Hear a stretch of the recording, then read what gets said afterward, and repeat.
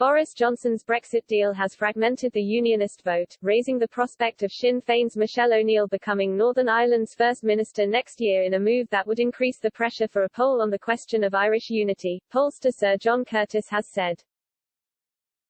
Sir John, professor of politics at Strathclyde University, was speaking after the publication of a Lucid Talk poll in the Belfast Telegraph indicating a slump in support for the Democratic Unionist Party (DUP) to 13%, behind the Ulster Unionist Party (UUP) on 16%, and on level pegging with Traditional Unionist Voice (TUV).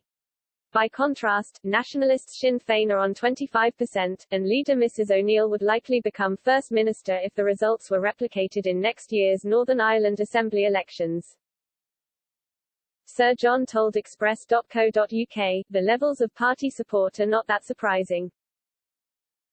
The reason why Sinn Féin is ahead with 25% in this poll, which is slightly down on the position in the last Assembly election, is just that the Unionist vote has fractured, and in particular, the DUP is losing a shed-load of votes to the traditional Unionists.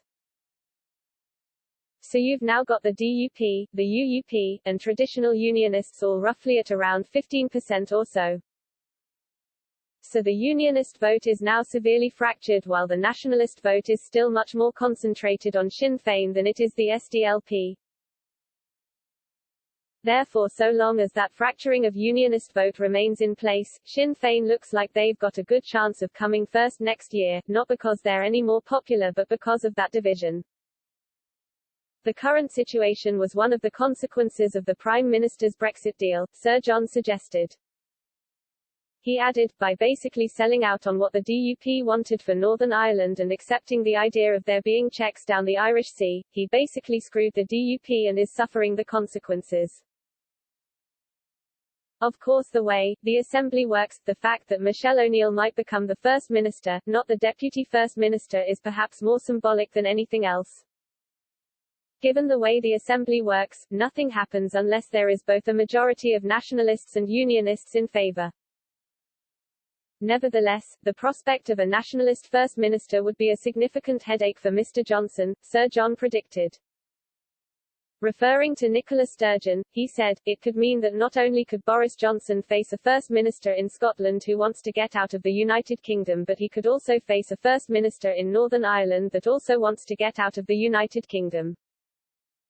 So it won't make it easy. The Lucid Talk poll puts support for staying in the United Kingdom at 49%, with 42% favouring a united Ireland. Sir John said, all the polls still suggest that there are more people in favour of staying as part of the UK than not. But what is also true is that in the long run, the nationalist community is growing more rapidly, and also in the long run for demographic reasons Northern Ireland's position is arguably being eroded, and also arguably Brexit will put the icing on that cake. Nevertheless, Sir John said there was nothing inevitable about a so-called border poll on the question of Irish unity in the near future. He explained, the legislation says that a border poll should be called when it becomes clear that there is a majority in favour. So if somebody was to attempt to take the UK government to court because they feel the conditions of the Northern Ireland Act have been satisfied, it appears they have not been satisfied.